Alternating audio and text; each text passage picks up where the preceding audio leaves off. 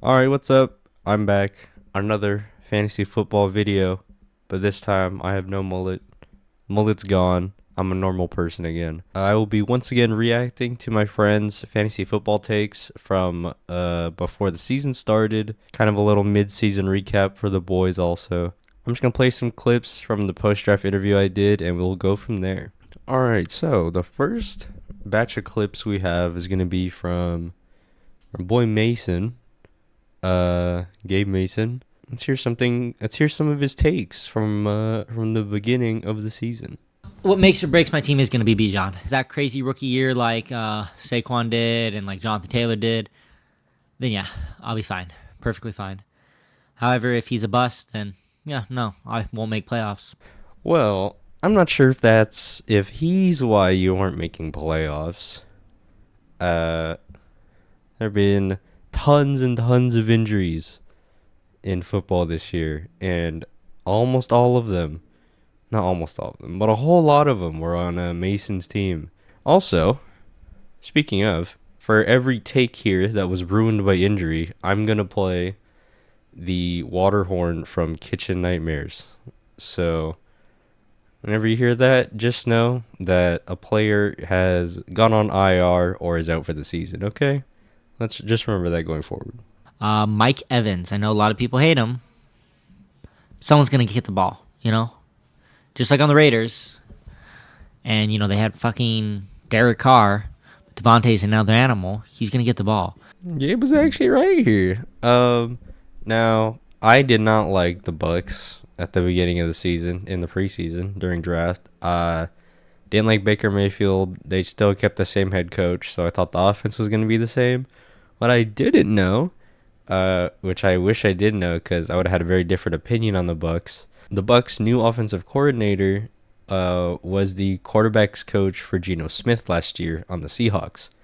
So if I had known that, I probably would have been much higher on the Bucks. I'd have been much more willing to draft them because the offense he has running for Baker Mayfield right now is great, and I love to see it. Mike Evans still showing that he's a baller. Still wish he got traded. But yeah, Mike Evans looks great this year, so shout out to Gabe. Happy with George Pickens' pick. People say I'm biased with that one, but everybody wanted him. I got him maybe a round early, maybe a few picks early. I think he'll be a top 10 receiver this year. Well, he's not top 10. I mean, maybe next year. Maybe when Kenny Pickett's gone. Maybe when Matt Canada's gone. I don't know. We'll see. But that was definitely too optimistic of a homer take. I think Daniel Jones, under that management of that team, is going to do a lot better.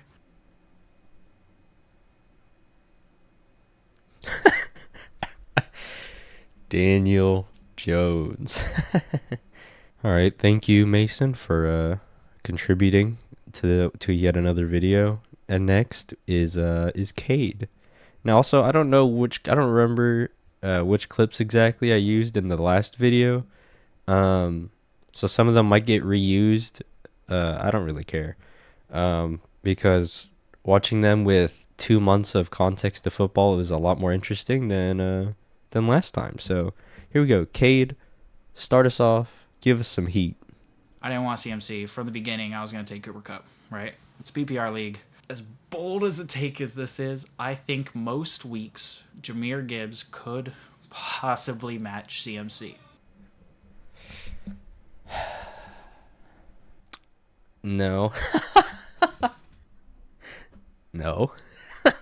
It was a very bold take. It was not correct. I also think you were probably better off drafting Christian McCaffrey over Cooper Kupp, who missed 4 games.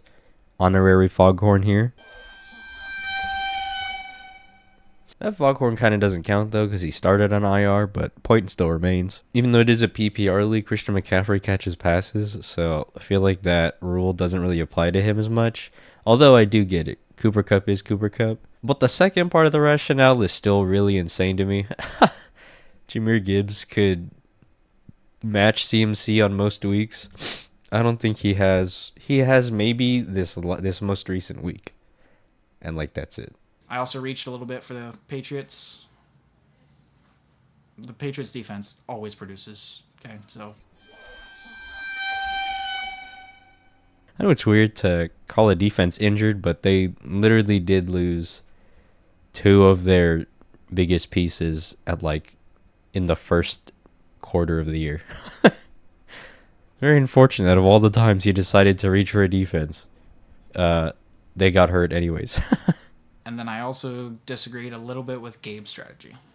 I know he's probably gonna say he likes it and stuff like that. It's just I picked double running backs last year, screwed me. I think this year, yes, those running backs are solid running backs, right? And he has a all around great team.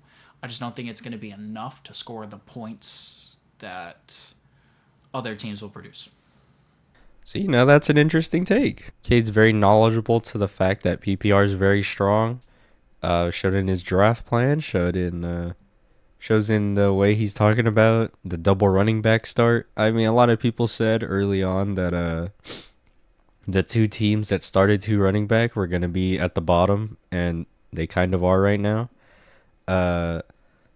I definitely think that is a product of full PPR, and will fully advocate anybody to switch to half PPR if you were watching, because fucking full PPR is a scam. Also, mentioning Gabe's two running back start, let's hit one for Nick Chubb. So next up, good old having one of the most interesting seasons I've ever seen. I got Miguel. Miguel, give us one of your takes. I don't remember what it is. You got Chris Olave. Sure, if you believe in him. He's got a do-rag in his profile picture, which goes hard. So that wasn't even really a take. I just think it's interesting that he wasn't very excited about Chris Olave and then ended up trading for him. It was a package deal, but I hope you're having fun watching Derek Carr not throw him the ball or just not throw it well to Chris Olave. I had gotten Patrick Mahomes in the third, and I thought that was a steal.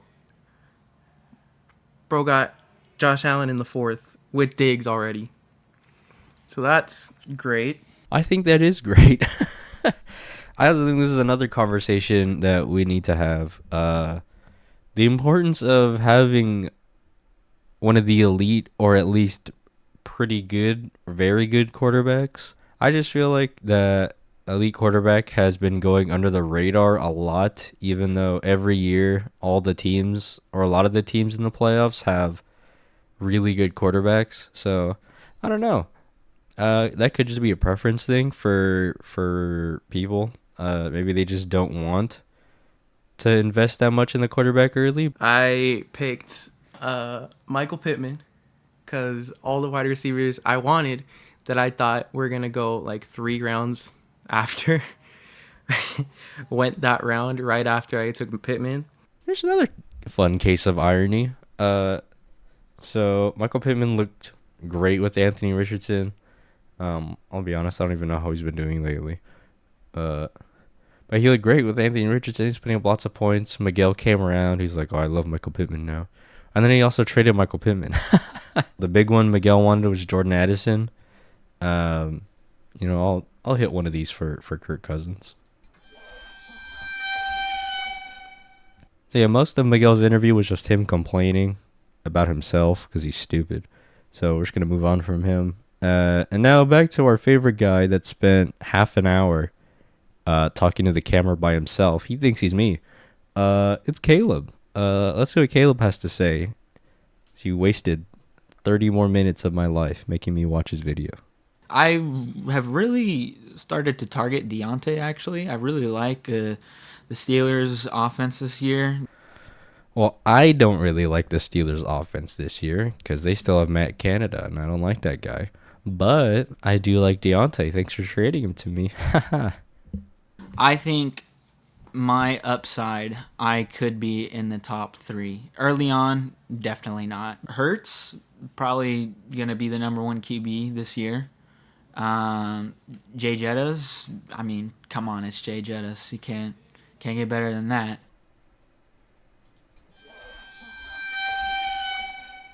Dobbins. A lot of people are sleeping on Dobbins, just because it's been a rough start after his rookie season. But I think he has potential to do really well. People sleeping on Atlanta. They were terrible at passing last year, but I mean Drake London is a dog, and if the passing game is just a little bit better, I could see Drake London definitely going off, and that's why I'm scared about my Pitts pick, because I think Pitts or London will, or probably both of them will do better, but one of them will go crazy. No one actually really got hurt on the Falcons. That was more so just that one is more so just for our hopes and dreams of Atlanta's offense being interesting. Isn't it funny how hopeful fantasy football can make us be? We're just like, hopefully their offense is just a little bit better. And when their quarterback was still Desmond Ridder going into preseason, it was like it wasn't going anywhere. Gabe Davis, man.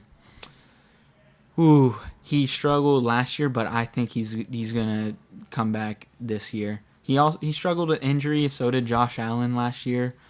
I think for where he's going on this Bills offense, like getting him as late as Eric did, that's a solid depth piece. Like I think he has a chance to jump back up into the top 24 for sure. So for how late he went, that's a solid pick. I think that's a good take from Caleb. Let me actually check where what's his name? Where Gabe Davis is listed on he is wide receiver 26. So he's almost there. So it is possible. So that was actually a pretty good take from Caleb. Not bad. That's all I have for the post-draft interview stuff. But now it's time to look at the results of the mid-season form that I sent out. So the caveat with this form is this was filled out and requested about a week ago. About a week ago, and the standings changed a lot in that 1 week, so some of the answers are kind of outdated or like don't really apply anymore. But it is what it is. I think it's okay. What I did is I had the guys in the league pick the four people they thought would make the playoffs this year. The person with the most votes with 7, which is everyone that submitted, was Jack. The person in second was Eric. He had 6. Both Caleb and Noda had 5. Alexei got 3. And then Cade and Miguel both got 1. Pick the 1 or 2 people that you think are dark horses to make it to the playoffs. If you don't know what a dark horse is, it's somebody that's kind of underrated or lower in rankings that still has a chance to do something good. So Caleb got 5, which is interesting. Cade got 1. And then Miguel got 7. So everyone picked Miguel as a dark horse. 5 people picked Caleb, and then Cade got 1. And then pick the 2 people who you think will be fighting for last place at the end of the season. This one was damn near unanimous if it weren't for my vote. So everybody but me put Mason and Brendan as the bottom 2. I put myself as the other person in last because, I don't know, I'm not putting in that much effort into the season anymore. So I was like, out of respect for the other people that are still trying, I put myself in last next to Mason. And then the one person that's a dark horse for ending up last. This is outdated because this person is much closer to the bottom than before now. But number 5, with 5 votes, is Cade. I got 1 vote. And then Noda got 1 vote. Who the hell voted Noda? And then I went ahead and asked the guys what's their biggest regret of the season. And there's some, they're very obvious who they belong to if you are within the league. First one, not drafting McCaffrey like I told myself I'd do all pre-draft. So that was the person that took Justin Jefferson. Thank you, Caleb. Let's hit it one more time for him because I think he deserves it. Next one, drafting Garrett Wilson. Let's get one of these for Aaron Rodgers, shall we? I regret nothing. I like the players I have. Let's ride. Good for you. My players getting hurt. Joshua Kelly. You know what? He's not on IR, but let's get one for Austin Eckler. Not drafting A.J. Brown and Alvin Kamara over CeeDee Lamb and Delvin Cook. Yeah, speaking of PPR merchants, Alvin Kamara is a fraud. He's a scam that is just farming PPR points for free from his shitty quarterback, Derek Carr. So for the very last thing, I just put any last words of trash talk predictions or anything else. But the first response is, thanks for reviving my team, Cade. I believe that is from the person that traded away Justin Jefferson after the injury. The next one says, fuck Miguel. Someone wants to fuck you, Miguel. Good for you. If my team stays healthy, I'm excited. I don't know who that is, but they probably didn't stay healthy. Caleb, why did you pray for my downfall last year? Sad face. Oh my god. Okay, I'm gonna save this one for last because that's a long one. So the last one in the form is, I think Cade potentially traded his season away in that Justin Jefferson trade. Potentially. Maybe. Oh man. Alright, let's just get to it. I'm gonna just read this word for word. Eric is ass, and if he wins, his ego is gonna be unbearable. I hope Brendan doesn't get last, only because he's across the country. In parentheses, even though he deserves last. I'm also praying on Alexei's downfall, because I don't want him to repeat a championship. Note is also probably the biggest sleeper. I'm hoping Eckler wakes up soon. I love how every other response here is like maximum 7 words, and then there's like one here that's like 3 lines, 3 full lines of of thoughts and ideas. Thank you, everybody. Thank you all you boys for contributing. Thank you for being a part of the league with me, giving me content, giving me stuff to talk about. Because Lord knows I love talking to myself. Speaking of, on this very bed, on Twitch, I talk to myself all the time. Follow my Twitch. I'm leaving it in the description. Start streaming games again. By the time this goes up, I think I will have started streaming Outer Wilds. Go check that out. Thanks for watching. Hit subscribe. Hit like. Rate 5 stars. Leave a comment telling me your biggest fantasy regret. I will have more videos soon. Hopefully not fantasy football related. I would like to try new things. But yeah, until next time, catch me on Twitch. I'll see you later.